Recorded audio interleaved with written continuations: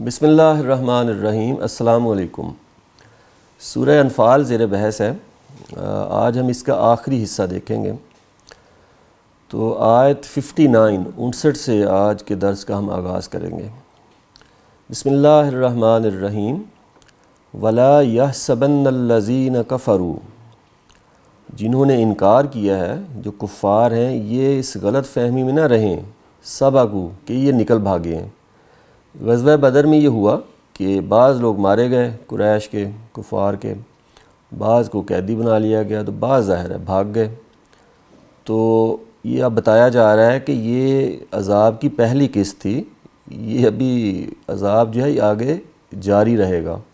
تو وہ یہ نہ سمجھیں کہ وہ بچ کے آ گئے ہیں اور یہاں سے بھاگ کھڑے ہوئے ہیں تو ان کی بچت ہو جائے گی، ایسا ہرگز نہیں ہوگا۔ انہم لا یعجزون، یقیناً یہ ہمارے قابو سے باہر نہیں جا سکتے۔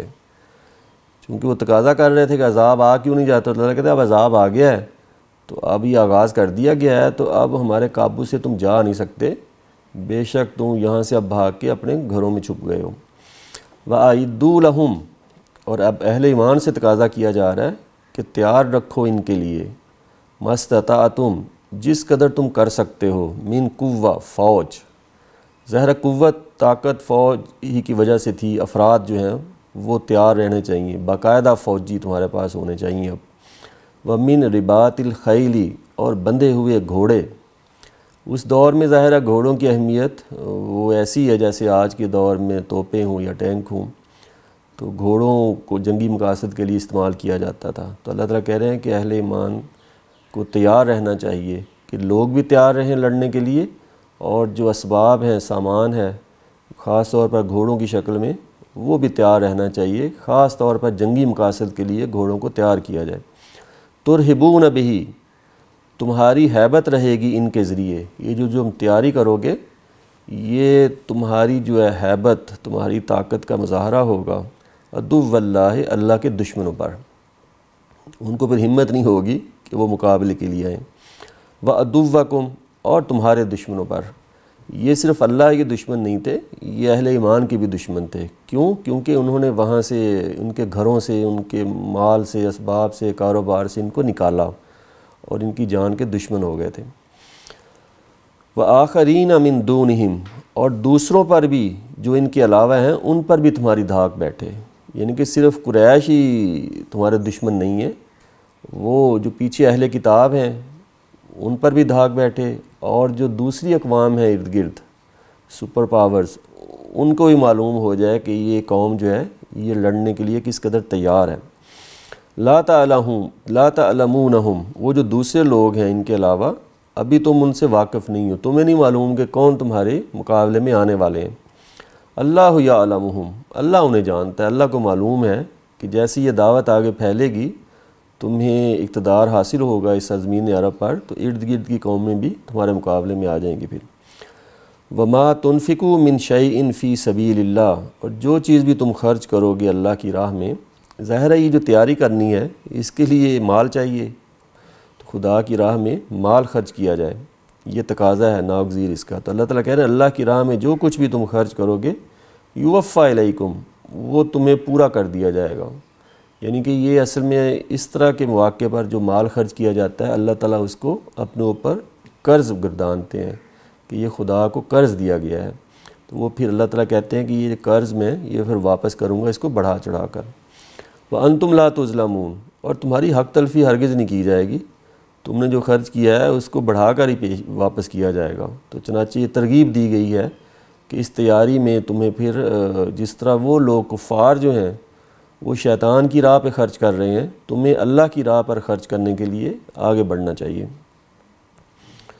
وَإِن جَنَحُوا لِلسَّلْمِ، اگر یہ صلح کی طرف جھکیں، فَاجْنَحْ لَهَا، تو تم بھی جھک جاؤ اس کے لیے۔ یعنی کہ اللہ تعالیٰ نے مسلمانوں کی یہ تربیت کی ہے کہ بھئی جو مقاصد ہم نے حاصل کرنے ہیں، اگر اس کے لیے جنگ کرنی پڑے تو جنگ کی جائے گی، لیکن اگر جنگ کے بغیر وہ مقاصد حاصل ہو جائیں تو پھر امن کو، صلح کو ترجیح دینی چاہیے۔ ہر مسئلے کا ناگزیر حل جنگ نہیں ہے، اور یہ نہیں ہے کہ بھی جنگ ہی کرنی ہے تو یہ مقصد حاصل ہوگا۔ یہ اس وقت بھی اللہ تعالیٰ نے یہی سمجھایا تھا اہل ایمان کو، اور آج ہمارے لیے بھی یہی ہے رہنمائی کہ جو مقاصد ہمارے صلح سے امن سے حاصل ہو جائیں اس کے لیے ضروری نہیں ہے کہ پھر جہاد کیا جائے، قتال کیا جائے۔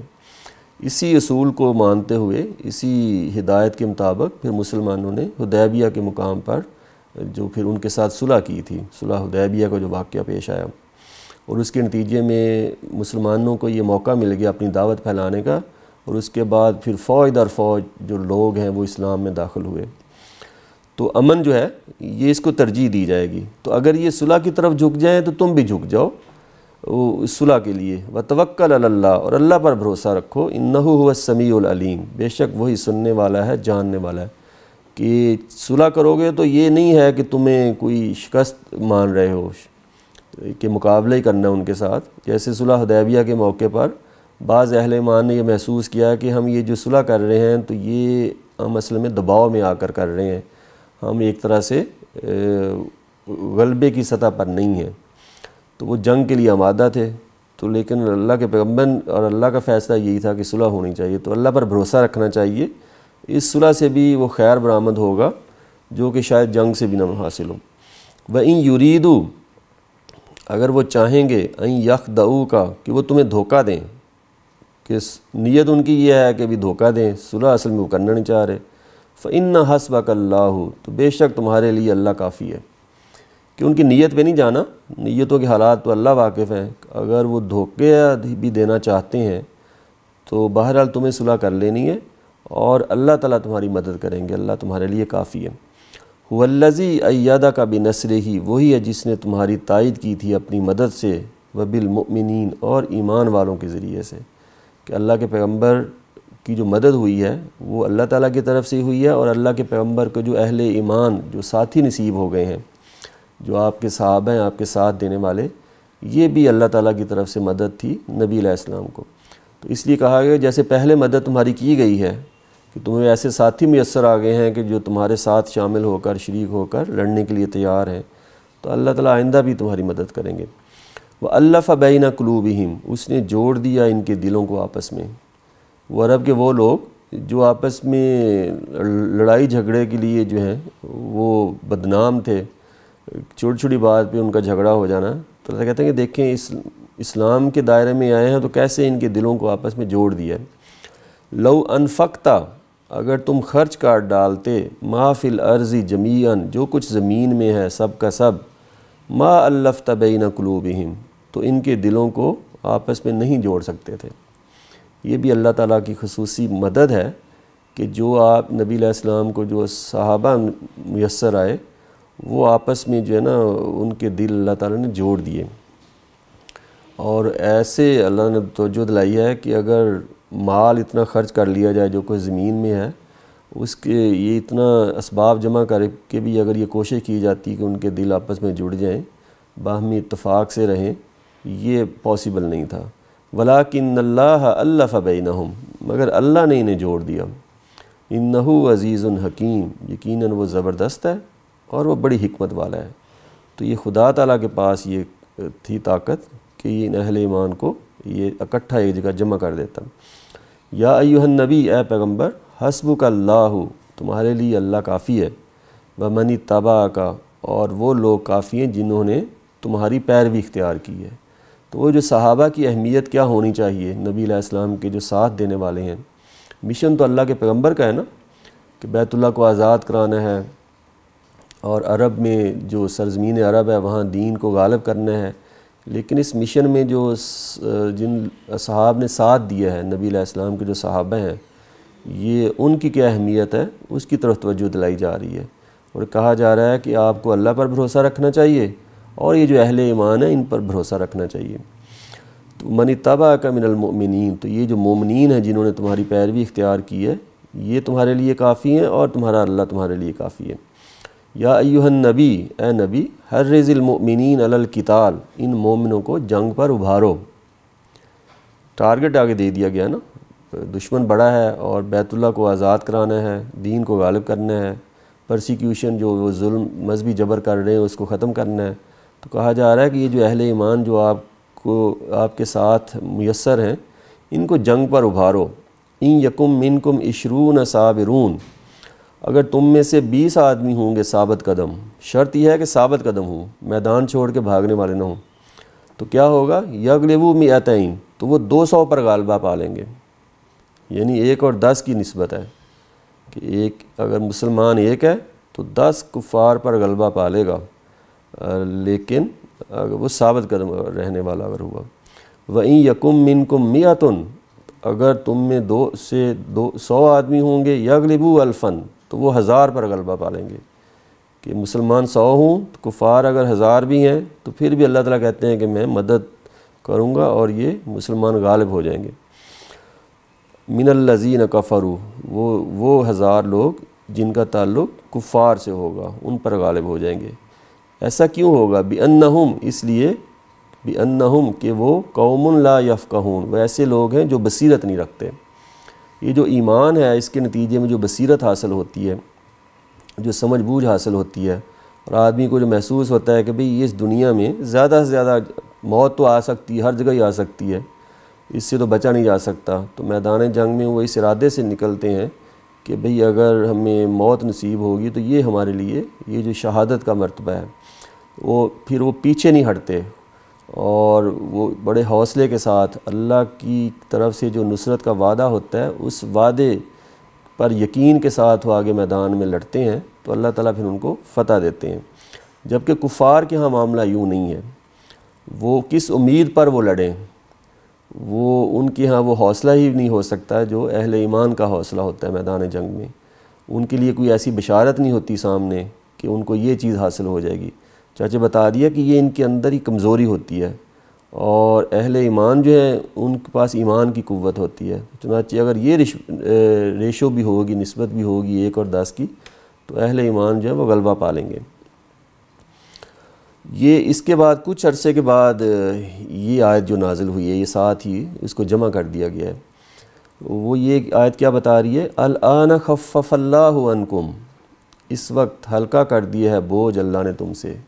پیچھے تھا کہ اگر 1 اور 10 کی بھی نسبت ہے، طاقت کا توازن یہ ہے تو تم لڑو، تمہاری ذمہ داری ہے کہ تم جہاد کرو۔ اب کہہ دیا کہ نہیں، اب یہ ذمہ داری تمہاری نا، اس بوجھ کو ہلکا کر دیا۔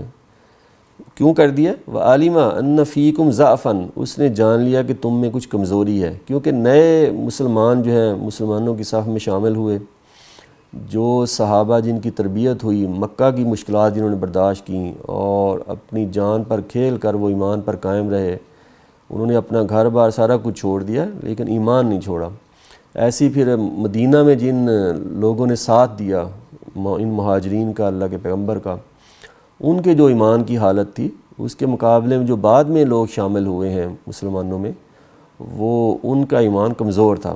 چنانچہ اللہ تعالیٰ کہہ رہے ہیں کہ اب نئے لوگ صف میں آ گئے ہیں تو ظاہر ہے ایمان کی کمزوری آ گئی ہے، تو اب کیا ہوگا؟ فَإِن يَكُن مِّنكُم مِّئَةٌ، تو اگر تمہارے 100 لوگ ہوں، صابرۃ، ثابت قدم، یغلبوا مئتین، تو وہ 200 پر غلبہ پا لیں گے۔ تو یہاں اب 1 اور 2 کی ریشو رہ گئی ہے، پہلے 1 اور 10 کی نسبت تھی جب ایمان کی طاقت تھی، اب ایمان میں کمزوری پیدا ہو گئی ہے، تو اگرچہ تعداد میں بڑھ گئے ہیں لیکن ایمان کی کمزوری ہے، تو کہا گیا کہ اب 1 اور 2 کی نسبت ہوگی۔ اگر تمہارا 1 آدمی ہے ثابت قدم رہے گا تو وہ 2 پر غلبہ پا لے گا۔ وَإِن يَكُن مِّنكُمْ أَلْفٌ، اگر تمہارے 1000 لوگ ہوں گے، یغلبوا الفین، تو وہ 2000 پر غلبہ پا لیں گے بِإِذْنِ اللہ، اللہ کے حکم سے۔ وَاللَّهُ مَعَ الصَّابِرِينَ، لیکن اصول شرط یہ ہے کہ اللہ جو ساتھ دیتا ہے نا، یہ ثابت قدم رہنے والوں کا ساتھ دیتا ہے۔ اس لیے شرط یہ بار بار بتائی جا رہی ہے کہ وہ جو گروہ ہے لڑنے کے لیے جو تیار ہے وہ صابر ہونا چاہیے، وہ ثابت قدم رہے، میدان چھوڑ کے نہ بھاگے۔ اگر وہ ثابت قدم رہے گا تو اللہ تعالیٰ کی مدد آ جائے گی۔ تو اللہ کی معیت، اللہ کی نصرت، مدد اسی صورت میں ہے جب اہل ایمان جو ہیں وہ میدان میں کھڑے رہیں اور ثابت قدم رہیں۔ ما کان لنبی ان یکون لہ اسریٰ، وہ ظاہر ہے پہلے پروپیگنڈا یہ کیا جا رہا تھا کہ یہ بڑے کمزور لوگ ہیں اہل ایمان، یہ جو ایمان لانے والے ہیں، ایک تو یہ معاشرے میں ویسے ہی مالی لحاظ سے بھی کمزور ہیں اور معاشرتی کو درجہ بھی ان کو ایسا سٹیٹس حاصل نہیں ہے، بڑے بڑے یہ سردار تھوڑی تھے جو پہلے ایمان لائے ہیں۔ پہلے پروپیگنڈا یہ کرتے تھے قریش جو ہے منکرین۔ جب یہ جنگ ہوئی ہے تو اس کے نتیجے میں ظاہرہ ہوا کیا ہے، قتل و غارت گری اور مال غنیمت ہاتھ لگا۔ اب انہوں نے ایک نیا پروپیگنڈا شروع کر دیا، وہ یہ تھا کہ یہ کیسے پیغمبر ہیں۔ خاص طور پر نا پیچھے اہل کتاب نے بھی ان کو یہ پٹی پڑھائی کہ بھئی خدا کے، خاص طور پر جو نصارہ ہے نا، ان کے ہاں تو حضرت مسیح کی زندگی میں تو یہ چیز نظر نہیں آتی نا کہ وہ جہاد کر رہے ہوں اور قتال کر رہے ہوں، مال غنیمت، یہ چیزیں۔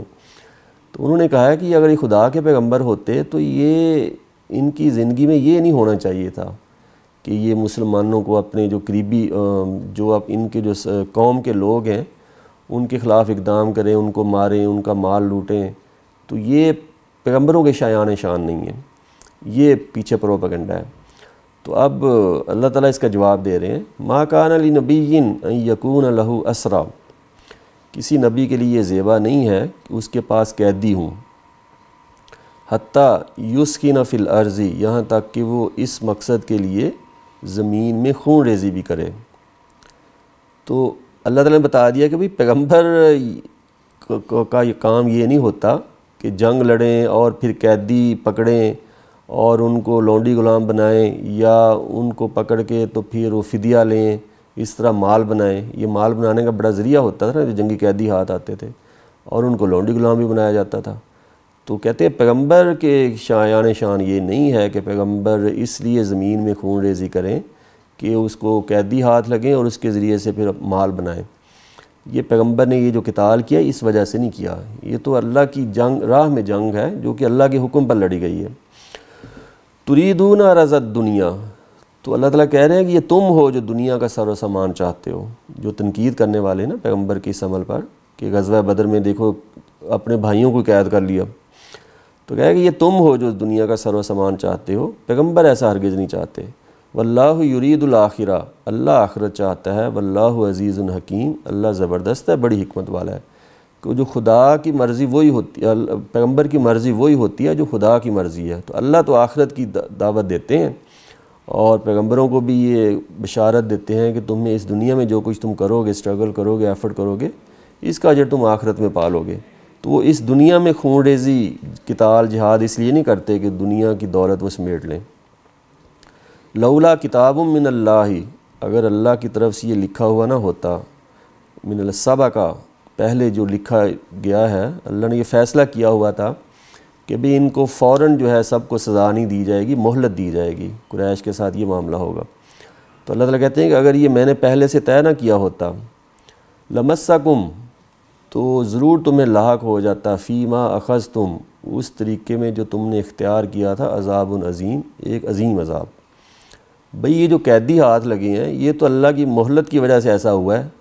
اگر اللہ نے فیصلہ کیا ہوتا ہے کہ جیسے پچھلی قوموں پر عذاب آیا ہے ویسے ہی اس قوم پر بھی عذاب آنا ہے، تو یہ تو کسی نے بچنا ہی نہیں تھا۔ تو یہ جو مہلت ہے اس میں بھی رحمت ہے، اور یہ امکان ہے اس بات کا کہ یہ جو قیدی ہاتھ لگے ہیں ان کو سمجھایا جائے، تو ہو سکتا ہے یہ ایمان لے آئیں۔ تو یہ قیدی ہاتھ آنا یہ بھی رحمت ہے، یہ اس وجہ سے ہوا ہے۔ قیدی اس لیے نہیں ان کے ہاتھ دیے گئے کہ یہ ان کا فدیہ لے کر تو ان کو پھر مال بنائیں اپنا۔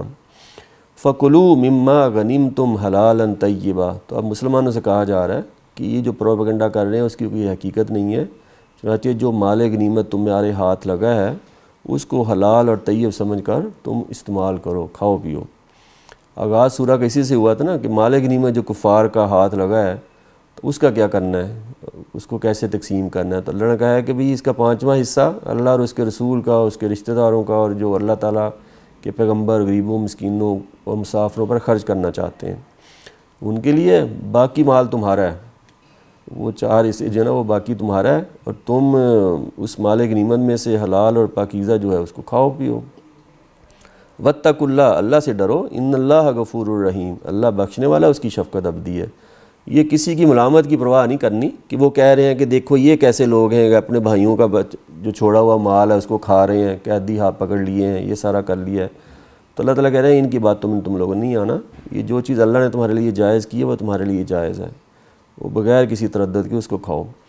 یا ایھا النبی، اے پیغمبر، کل، ان سے کہہ دو، لمن فی ایدیکم، کن سے کہہ دو، جو تمہارے قبضے میں ہیں، من الاسریٰ، قیدی۔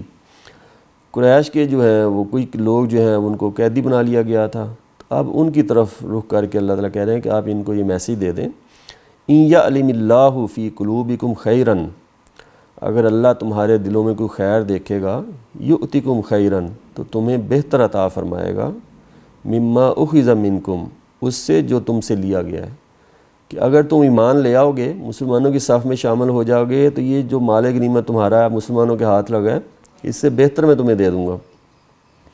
یعنی قیدی اس لیے نہیں پکڑے گئے کہ ان کو آگے بیچ کر یا ان کو لونڈی غلام بنا لو یا پھر ان سے فدیہ لے کر جو ہے نا مال بناؤ، بلکہ ان کو دعوت دی جا رہی ہے کہ اگر تم اپنی اصلاح کر لو گے تو جو چیز تم سے اب چھینی گئی ہے اس سے بہتر تمہیں واپس مل جائے گی۔ وَيَغْفِرْ لَكُمْ، اور اللہ تمہیں معاف کر دے گا، وَاللَّهُ غفور الرحیم، اور اللہ بخشنے والا ہے، اس کی شفقت ابدی ہے۔ وَإِن يُرِيدُوا، اگر یہ چاہتے ہیں، خیانتک، تمہارے ساتھ بدعہدی کرنا، فقد خان اللہ من قبل، تو یہ اللہ کے ساتھ اس سے پہلے بدعہدی کر چکے ہیں، تو پھر دیکھ لو کیا نتیجہ نکلا۔ فَأَمْكَنَ مِنْهُمْ، تو اسی کا نتیجہ تھا کہ اس نے تم کو قابو دے دیا ان پر۔ کہ بدعہدی اللہ سے کیا کی کہ جو دین حضرت ابراہیم کا تھا، اسماعیل کا تھا، جو اللہ کا گھر تھا، وہ ان کو جو متولی بنائے گئے، ذمہ داری ان کو سونپی گئی اس گھر کی، تو انہوں نے بدعہدی کی اور خدا کے اس گھر کو، توحید کے مرکز کو شرک کی آماجگاہ بنا لیا۔ وہاں اتنے بت رکھ دیے کہ وہ توحید کے لیے جو گھر بنایا گیا تھا، ایک اللہ کی عبادت کے لیے، وہ مشرکین کی عبادت کے لیے، دوسرے معبودوں کی عبادت کے لیے وہ خاص ہو گیا۔ تو یہ بدعہدی تھی۔ تو اللہ نے کہا دیکھو انہوں نے بدعہدی پہلے کیا ہے، تو اس کا نتیجہ کیا نکلا کہ اہل ایمان نے ان پر قابو پا لیا، اب یہ قیدی بنا لیے گئے ہیں۔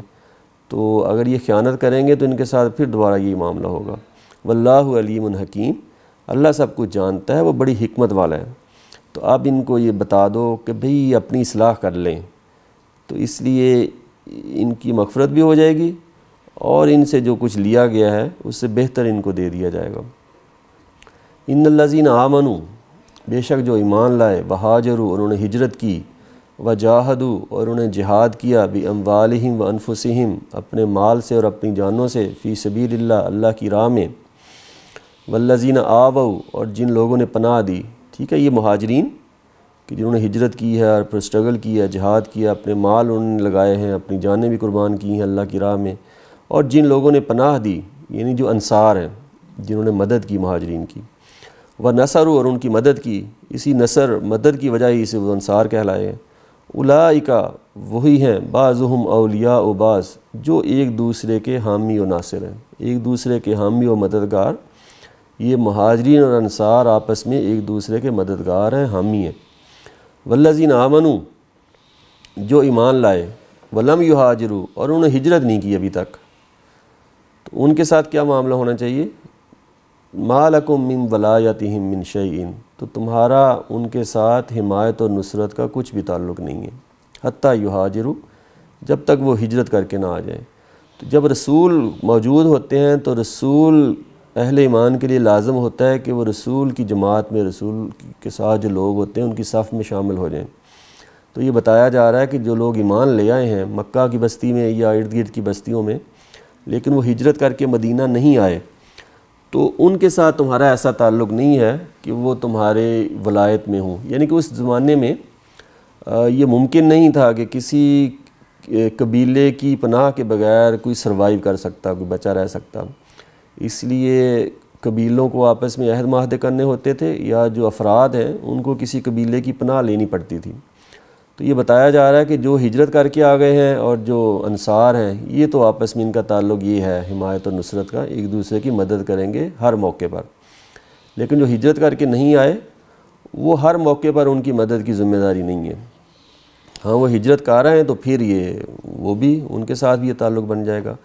وَإِنِ اسْتَنصَرُوكُمْ، اگر وہ تم سے مدد مانگیں، فی الدین، دین کے معاملے میں، کہ دین کی وجہ سے ان کو ستایا جا رہا ہے، تو اس موقع پر اگر یہ لوگ جو ہجرت کر کے ابھی مدینہ میں نہیں آئے وہ مدد کے لیے کہیں اگر، فَعَلَيْكُمُ النَّصْرُ، تو پھر تم پر فرض ہے کہ ان کی مدد کرو، اگر دین کا کوئی مسئلہ ہے۔ ویسے دنیا کے معاملات میں کوئی جھگڑا ہو گیا ہے، کسی قبیلے کے ساتھ کوئی مسئلہ ہو گیا ہے، پھر مدد کرنا ضروری نہیں ہے ان لوگوں کے لیے جو ہجرت کر کے نہیں آئے۔ إِلَّا عَلَىٰ قَوْمٍ بَيْنَكُمْ وَبَيْنَهُمْ مِيثَاقٌ، ہاں اگر معاہدہ ہے تمہارا اس قوم کے ساتھ جن کے لیے وہ مدد چاہ رہے ہیں، جن کے خلاف وہ مدد مانگ رہے ہیں، تو پھر وہ ان کی مدد نہیں کی جائے گی۔ یعنی اخلاقی جو حدود ہیں وہ ہر حال میں ان کا خیال رکھا جائے گا، وہ جنگ ہو یا امن ہو، اگر کسی کے ساتھ عہد معاہدہ ہے، وعدہ ہے، تو اس کی خلاف ورزی نہیں کی جائے گی۔ اگر وہ اہل ایمان مدد طلب کریں ایسی قوم کے خلاف جن کے ساتھ عہد ہے جنگ نہ کرنے کا، پھر ان مسلمانوں کی بھی مدد نہیں کی جائے گی۔ واللہ بما تعملون بصیر، اور جو کچھ تم کرتے ہو اللہ اسے دیکھ رہا ہے۔ تو یہ ظاہر موقع ایسا ہوتا ہے کہ آدمی عصبیت کا شکار ہو کر اور جذباتی ہو کر یہ فیصلہ کر سکتا ہے کہ بھی میں نے تو مسلمانوں کی مدد کرنی ہے، دوسری قوم کے ساتھ بے شک ہمارا معاہدہ ہے کہ ہم ان کے خلاف نہیں لڑیں گے۔ تو اللہ تعالیٰ کہہ رہے ہیں کہ نہیں، اللہ تعالیٰ واچ کر رہے ہیں، دیکھ رہے ہیں، تمہیں یہ جو اخلاقی حدود ہیں ان کو پامال کرنے کا حق حاصل نہیں ہے۔ والذین کفروا، جو منکر ہوئے ہیں، بعضهم اولیاء بعض، وہ آپس میں ایک دوسرے کے حامی و مددگار ہیں۔ الا تفعلوہ، اگر تم یہ ان کی مدد نہیں کرو گے، مسلمان جو تمہیں دین کی راہ میں جو ستائے جا رہے ہیں ان کو مدد کی ضرورت ہے، اگر تم ان کی مدد نہیں کرو گے تو کیا ہوگا؟ تکون فتنۃ فی الارض، تو زمین میں فتنہ فساد پھیل جائے گا کہ ایک طرف کفار آپس میں ایک دوسرے کی مدد کر رہے ہیں مسلمانوں کے خلاف، اور مسلمان تمہیں مدد کے لیے پکار رہے ہیں، کوئی دین کا معاملہ ہے تو تم مدد نہیں کر رہے۔ تو اگر یہ نہیں کرو گے تو زمین میں فتنہ پھیل جائے گا، وہ فساد کبیر، اور بڑا فساد پھیل جائے گا۔ والذین آمنوا، جن لوگوں نے ایمان قبول کیا، وہاجروا، اور انہوں نے ہجرت کی ہے، اپنا علاقہ چھوڑ کے مدینہ آ گئے ہیں، وجاہدوا فی سبیل اللہ، اور اللہ کی راہ میں انہوں نے جہاد کیا ہے، یعنی اپنا مال بھی خرچ کیا ہے اور اب جانوں کا بھی نقصان کیا ہے۔ والذین آووا، اور جو لوگوں نے ان کو پناہ دی ہے، یعنی انصار مدینہ کے، ونصروا، اور ان کی مدد کی ہے، اولئک هم المؤمنون حقا، وہی سچے مومن ہیں۔ سچے مومن تو وہی ہیں جو ہجرت کر آئے ہیں، اور جو ہجرت کر کے آئے ہیں ان کو وہ پناہ دے رہے ہیں، انصار اور مہاجرین، یہ سچے مومن ہیں۔ لہم مغفرۃ ورزق کریم، ان کے لیے مغفرت ہے اور عزت کی روزی ہے۔ عزت کی روزی اس لیے کہ وہ ان کی کمائی کا صلہ ملے گا ان کو۔ والذین آمنوا من بعد، اور جو ایمان لائے اس کے بعد، جو مہاجرین اور انصار، یہ تو ایک گروہ ہو گیا نا، جو ان کے بعد ایمان لائے، وہاجروا، اور انہوں نے بھی ہجرت کی، وجاہدوا معکم، اور جہاد کیا تمہارے ساتھ مل کر، فاولئک منکم، تو وہ بھی تم ہی لوگوں میں سے ہیں۔ کہ کچھ ہیں کہ ہجرت پہلے کر آئے ہیں، تو جو ابھی ہجرت کر کے نہیں آئے، اللہ تعالیٰ ان کو ترغیب دے رہے ہیں کہ وہ بھی ہمت کریں اور کفار کا علاقہ چھوڑ کر آ جائیں مدینہ میں۔ تو جو ہجرت کر آئیں گے یہ بھی اہل ایمان کی صف میں شامل ہو جائیں گے، ان اہل ایمان کی صف میں جو پہلے ہجرت کر چکے ہیں یا جنہوں نے پھر ان مہاجرین کا ساتھ دیا ہے، وہ سچے اہل ایمان، ان کی صف میں یہ شامل ہو جائیں گے۔ وَأُولُو الْأَرْحَامِ، البتہ وہ جو خون کے رشتہ دار ہیں، یعنی آپس میں جو رشتہ داریاں ہیں، بعضهم اولا ببعض فی کتاب اللہ، تو اللہ کے قانون میں یہ ایک دوسرے کے زیادہ حقدار ہے۔ یعنی ایک ہے ایمان کا رشتہ، وہ مسلمانوں کے آپس میں، مسلمان آپس میں بھائی بھائی ہیں، ایک دوسرے پر حقوق ہوتے ہیں دوسروں کے، لیکن جو رشتے اللہ تعالیٰ نے پہلے سے بنائے ہوئے ہیں، جو رحمی رشتے ہیں، اللہ تعالیٰ کہہ رہے ہیں کہ وہ زیادہ حقدار ہیں۔ یوں نہیں ہوگا کہ بھئی مثلاً اولاد کو وراثت سے محروم کر دیا جائے اور کسی جو دوسرے اہل ایمان ہیں اپنی وراثت ان میں تقسیم کر دی جائے۔ اللہ تعالیٰ نے جو رشتے بنائے ہیں ان کو ترجیح دی جائے گی، ان کے حقوق جو ہیں وہ تلف نہیں کیے جائیں گے۔ ہاں، ان کے حقوق ادا کرتے ہوئے دوسرے اہل ایمان جو بھائی ہیں ان کی مدد ضرور کی جائے گی، لیکن اس قیمت پر نہیں کہ رشتہ داروں کے حقوق تلف کر دیے جائیں اور دوسروں کو ترجیح دے دی جائے۔ تو اللہ کے قانون میں یہ بالکل واضح ہے۔ ان اللہ بکل شیء علیم، یقیناً اللہ ہر چیز کا جاننے والا ہے۔ یہ جو کچھ بھی تم کرو گے یہ اللہ تعالیٰ کے علم میں ہے، تو تمہیں وہی کرنا چاہیے جو اللہ تعالیٰ تم سے تقاضا کر رہے ہیں۔ یہ پوری جو سورہ ہے اس میں اگر دیکھا جائے تو اہل ایمان کی یہی تربیت ہو رہی ہے کہ انہوں نے خدا کے تقوی پر قائم رہنا ہے، یعنی خدا خوفی کے ساتھ یہ زندگی بسر کرنی ہے، اور جو اہل ایمان ہیں دوسرے جو ان کے بھائی ہیں ان کے ساتھ تعلقات انہوں نے ٹھیک رکھنے ہیں، آپس میں بگاڑ پیدا نہیں کرنا، اور اللہ کے رسول جو بھی تقاضا کریں، جس موقع پر جو بھی حکم دیں گے اس کو ہر حال میں ماننا ہے۔ تو چنانچہ یہ اگر رویہ اپنائے رکھیں گے تو اس دنیا میں بھی ان کو فتح و نصرت حاصل رہے گی، اور اللہ تعالیٰ ان کی مدد کو آئیں گے۔ اگر ایسا نہیں کریں گے تو آخرت میں بھی پھر ان سے پوچھا جائے گا۔ اسی کے ساتھ یہ سورہ مکمل ہوتی ہے جی۔ وآخر دعوانا ان الحمد للہ رب العالمین۔